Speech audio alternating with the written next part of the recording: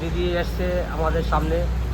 দিদি, আপনি এই বাচ্চাটাকে নিয়ে বেরোচ্ছেন? এই বাচ্চাটাই নিয়ে বেড়ায় আমাদের।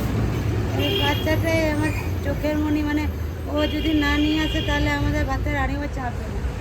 ওদের টিউশনি 2 টাকাও হবে না। ওদের কিছু পড়াশুনো মানে ওদের 1 কলম 2 কলম নিজের নাম লেখার জন্য যতটুকু পারবো ভিক্ষা করে ততটুকু করাবো।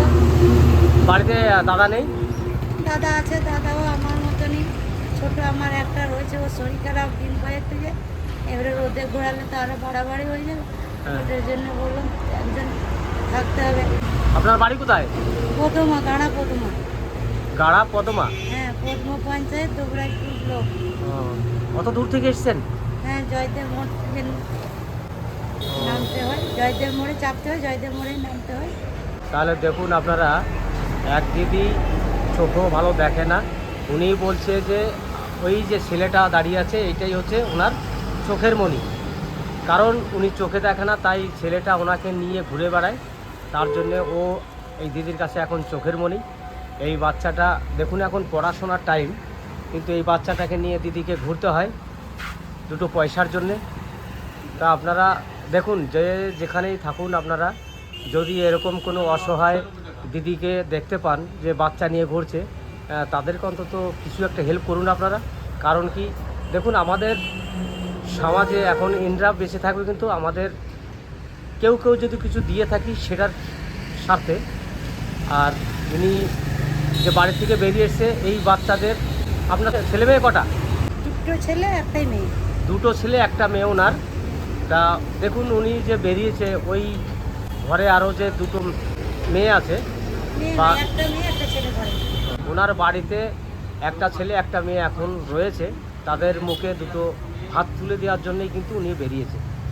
তা কি বলবো আপনাদের, আপনারা যদি এরকম কাউকে দেখতে পান অবশ্যই কিছু না কিছু দেবেন, যাতে এনরাও খেয়ে দিয়ে ভালোভাবে বাঁচতে পারে। সেই জন্যে আপনারাও কিছু কিছু দেবেন। যেমনি এই দোকানে এসে দেখুন, আমিও ওনাকে দেখে খুব খারাপ লাগলো। তা কিছু করার নেই, এখন ভগবান যাকে যেরকম রেখেছে সেই সেরকমভাবেই তাকে থাকতে হবে।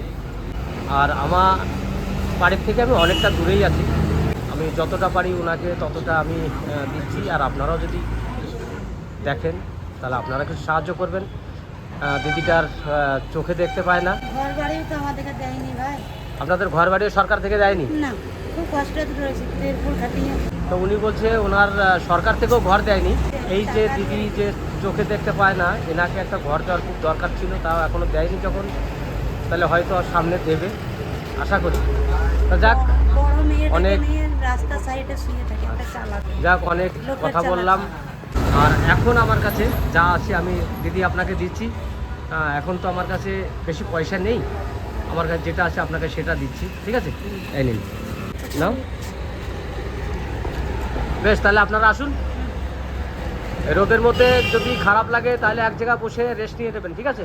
ওই তো একবার করে বসতে হয়, তারপরে সকালে তো বেরোতে পারে না। ছেলেটা টিউশন থেকে আসে, এই তো আজকে স্কুল কামাই করে আনা। আচ্ছা বেশ, পড়ছে তো স্কুলে? হ্যাঁ, বেশ। সব দিন তো আমাদের বেরোনো। কিসে পড়ছো তুমি? 1-এ পড়ছো? মেয়েটা 7-এ। মেয়েটা 7-এ, আর ছোটটাই সেন্টারে। আচ্ছা বেশ, তুমি মন দিয়ে পড়াশোনা করো। দেখুন এই দিদি খুবই অসহায়। এই দিদিটা ওই ছোটো বাচ্চাটাকে নিয়ে সারাদিন ঘুরে, যা রোজগার হয় সেই রোজগার নিয়েই ওনাদের সব কিছু চলে।